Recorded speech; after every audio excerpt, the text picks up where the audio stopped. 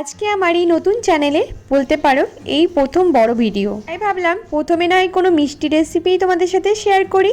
আর আমরা কম বেশি রসগোল্লা খেতে সবাই কিন্তু খুব ভালোবাসি, আর সেটা যদি হয় দোকানে স্পঞ্জি রসগোল্লা ঘরের মধ্যে বানানো, তাহলে তো কোনো কথাই নেই। তো চলো আজকে ভিডিওটা শুরু করা যাক।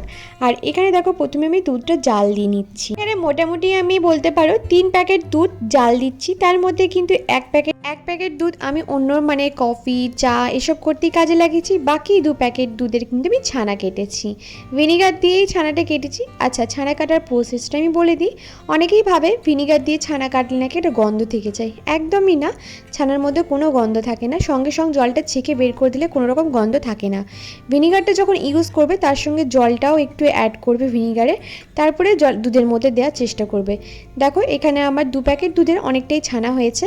তো এখানে ভালো করে একটা ছাঁকনি দিয়ে ছেঁকে নেওয়ার পর একটা সুতির কাপড়ে ভালো করে আমি মুড়ে রেখে দেবো। আমার কাছে সাদা কোনো কাপড় ছিল না, তাই এই পরিষ্কার সুতির কাপড়টা ছিল, এটা দিয়েই মুড়ে রেখেছি। ছানাটা থেকে ভালো রকম জলটা ঝরে গেছে। এবার ছানাটা দেখো একটা থালার মধ্যে নিয়ে নিচ্ছি।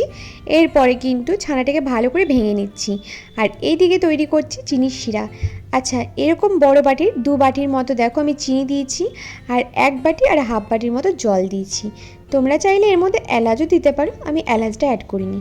এবার ছানার মধ্যে অ্যাড করছি 1 প্যাকেট গুঁড়ো দুধ, তার মধ্যে দিয়েছি 1 চামচের মতো কর্নফ্লাওয়ার। তোমরা এর জায়গায় ময়দাও ইউজ করতে পারো, কিন্তু আমি কর্নফ্লাওয়ারটাই ইউজ করেছি। গুঁড়ো দুধটা দেওয়ার চেষ্টা করবে, এতে মিষ্টির টেস্টটা কিন্তু খুব ভালো হয়।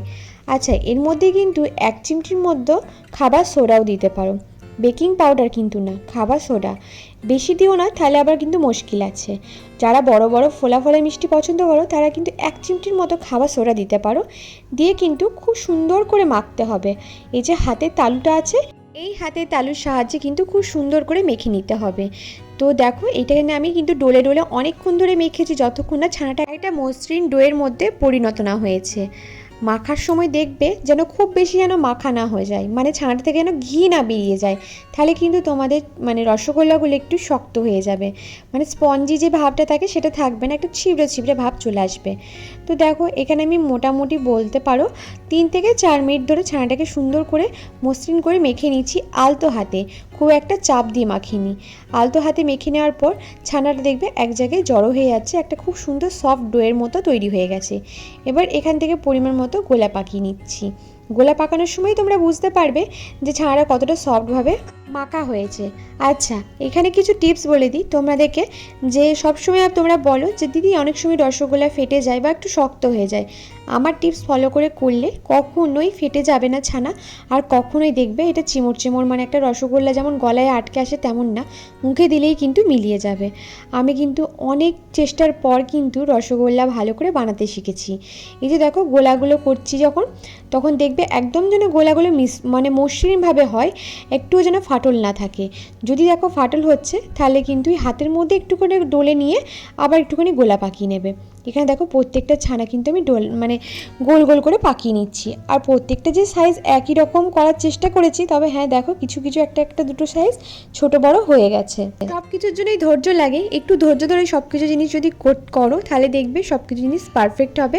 আর পরিমাণ যদি ঠিকঠাক দাও সেই জিনিসটা কিন্তু তোমার ভালো হবেই হবে। আর তার সাথে একটু ভালোবাসা, রান্নার প্রতি ভালোবাসা থাকতে হবে। তো এখানে দেখো প্রত্যেকটা গোলা আমার তৈরি হয়ে গেছে, এগুলোকে সব এক জায়গায় নিয়ে নিচ্ছি, তার কারণ হচ্ছে সবগুলো একসাথেই ছাড়বো। এই যে দেখো এখানে কিন্তু আমার 2 প্যাকেট দুধের ছানা দিয়ে কিন্তু আমার 20 থেকে 21টা মতো রসগোল্লা হয়েছে।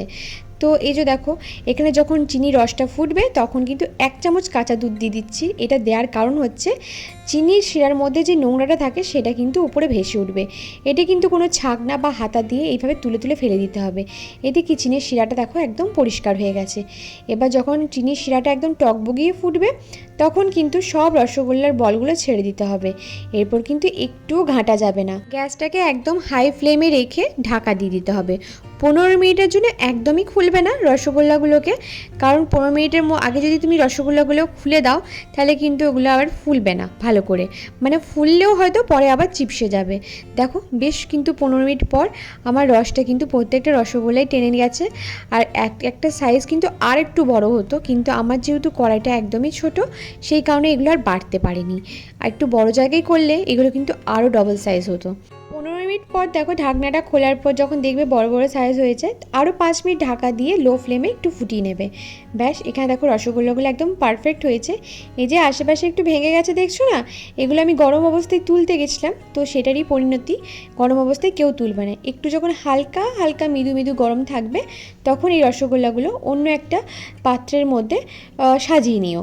আর একটা কথা বলবো, সবসময় রসগোল্লা যত ভিজবে ততই কিন্তু খেতে বেশি ভালো লাগবে। কিন্তু আজকের আমার রসগোল্লাগুলো এমনি জানো তো না ভিজেই এত সুন্দর খেতে লাগছিলো। কারণ কি বলো তো, এই রসগোল্লাগুলো বানিয়েই কিন্তু আমি ওই 1 ঘন্টা পরই উপরের যে জেঠিমারা থাকে তাদেরকে দিয়ে এসেছিলাম। ওনারা আমার মানে ফোন করে এত প্রশংসা করেছে যে খুব সুন্দর হয়েছে, আর তোমার কাছ থেকে কিন্তু টিপসটাও জেনে নেবো। তো দেখো হয়ে গেল না দোকানের মতো একদম রসগোল্লাগুলো। তো চলো এবার আমরা নিজেরাও খাবো, আর 2-4টা দেখি দিয়ে আসি জেঠিমাদেরকে। আর এই রসগোল্লা কিন্তু যত রাখবে রসের মধ্যে, মানে প্রায় 3-4 ঘন্টা পর যখন এই রসগোল্লাগুলো খাবে তখন কিন্তু বুঝতে পারবে ঠিক কতটা সফট হয়েছে। আমি কিন্তু গরম অবস্থাতেই একটা খেয়েছি, তার কারণ আমার গরম রসগোল্লা খেতে খুবই ভাল লাগে। যখন আমি গরম অবস্থায় খেলাম এতটাই নরম তুলতুলে ছিল, আবার যখন একদম ঠান্ডা অবস্থায় খেয়েছি তখনও কিন্তু বেশ ভালো লেগেছিলো। তো ওই যে বললাম জেঠিমাদেরকে দিতে যাব, তো সেটাই দিতে গেছিলাম, তো দিয়ে এলাম। এবার টেস্ট করানোর পালা হচ্ছে প্রীতমকে, কারণ প্রীতম অফিস থেকে চলে এসছে। প্রীতম মানে হচ্ছে আমার হাজব্যান্ড, ওকে টেস্ট করাবো। তো এখানে তো ও তো বেশ খুশি, এর আগে কিন্তু অনেকগুলোই খেয়ে নিয়েছে, কিন্তু এখানে ভঙ্গি করে দেখাচ্ছে যে খুব ভালো হয়েছে। আচ্ছা, কলকাতায় যাদবপুরের কথা মনে আছে? যাদবপুরে একটা মিষ্টির দোকান আছে, সে আমাকে এখানে ওটাই বলছে যে যাদবপুরে মিষ্টির দোকানের মতো মিষ্টিগুলো হয়েছিল। তো যাই হোক, আশা করছি ভিডিওটা আজকে ভালো লেগেছে তোমাদের। আজকের ভিডিওটা কেমন লাগলো অবশ্যই জানিও, আর নতুন নতুন কী রেসিপি দেখতে চাও সেটাও কমেন্ট বক্সে জানিও। তো আজকে ভিডিওটা এখান অবধি, কাল আবার নতুন ভিডিও নিয়ে দেখা হবে। টাটা।